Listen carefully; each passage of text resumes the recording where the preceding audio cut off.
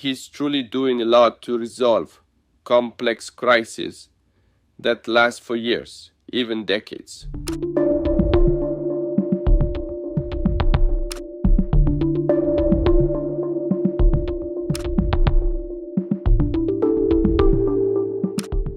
Russian President Vladimir Putin praised U.S. President Donald Trump's efforts to broker a ceasefire in the Middle East. Putin criticized the Nobel Committee for awarding its peace prize to people he claimed did nothing to deserve it. The remarks appeared aimed at currying favor with Trump, who has grown increasingly cool toward Moscow amid stalled efforts to end the war in Ukraine. Putin told reporters at a press conference in Tajikistan that Trump is definitely making an effort and working on these issues, on achieving peace and resolving complex international affairs. The clearest example of that is the situation in the Middle East.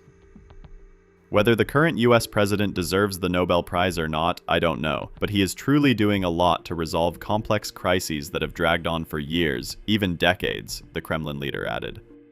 He also accused the Nobel Committee of awarding its peace prize to people who did nothing for peace. I don't know whether the current US president deserves a Nobel Prize,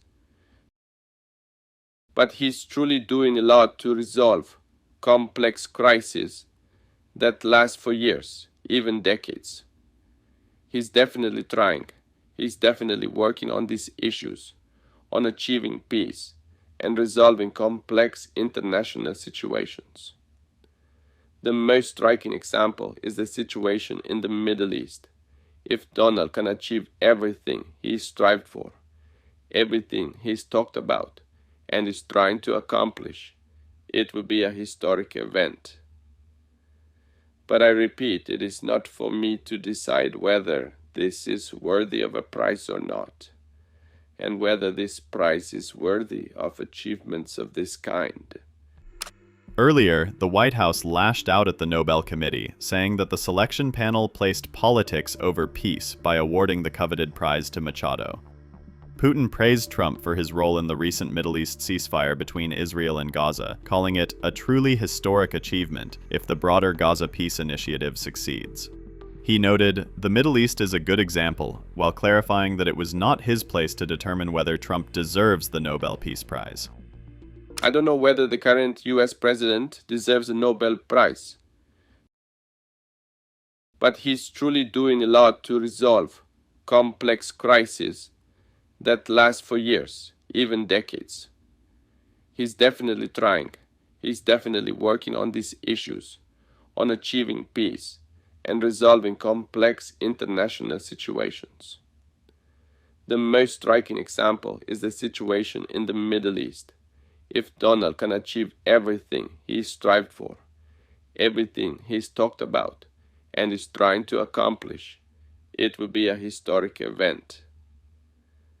But I repeat, it is not for me to decide whether this is worthy of a prize or not, and whether this prize is worthy of achievements of this kind. We do a lot of trade with Turkey, and we're going to continue. We're going to do some additional trade. They want to buy F-16s, F-35s, and some other things, and we're going to talk to them about that. And we're just going to have, I think, a very interesting couple of hours. We're going to get a lot done. But I have great respect for this man, and we've had a very good relationship for a long time. If you remember, he let Pastor Brunson, he freed Pastor Brunson. Pastor Brunson was put in jail for 35 years before I got there.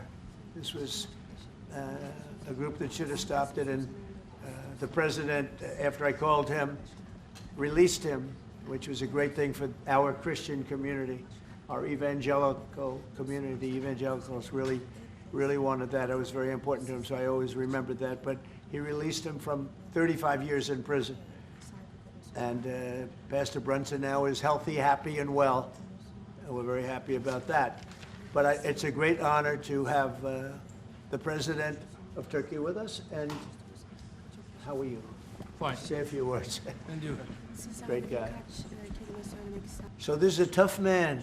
This is a guy who's highly opinionated.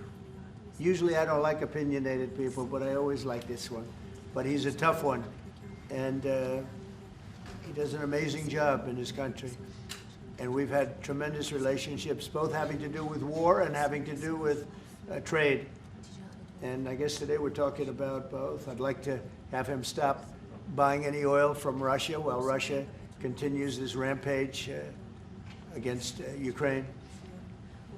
And they've been fighting. They've lost millions of lives already. And for what? You know, for what? It's disgraceful.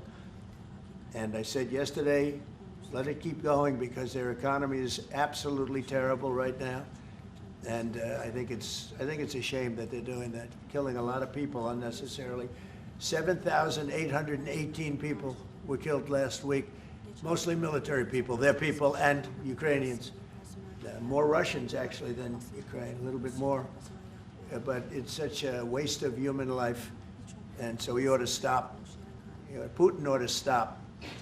And with that, we'll get to a little bit of a discussion. We're going to make some great trade deals for both countries. We do a lot of business with Turkey. They build great products. They build beautiful, great products, really fantastic manufacturers. And we buy a lot from them, and they buy a lot from us. Mr. President, when are you planning to lift Gaza sanctions against Turkey? Against sanctions against Turkey? Could be very soon. Mr. If we have a good meeting, almost immediately. President Erdogan is removing tariffs on U.S. goods, and what impact it would be in U.S. production? Where are you from? Turkey. I see. We have a lot of people from Turkey here. That's We are good. Because I like the questions very much, actually. They're very nice questions. We'll see about tariffs. We're going to be talking about tariffs. We already removed them.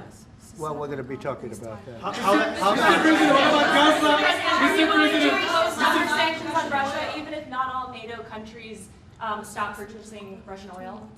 We're going to be seeing about that. The NATO countries were disappointing in that regard, but they've been very amazing in other ways. They did, as you know, they went from 2% to 5% GDP, and that's a big step, and it's paid. I mean, they have the money there, and we're selling a tremendous amount of military equipment to NATO. We're selling. We're not giving like Biden did. We're selling it to NATO, and it's a lot. They're buying a lot, and I assume they're giving it to Ukraine. They could buy it for other reasons too, but I assume they're giving most of it to Ukraine. But they're buying highly sophisticated weaponry, and they're paying for it full price. And that's how we're involved. Biden gave $350 billion. Look, this war would have never started if I were president. If I were president, this war would never be happened. It would have never happened.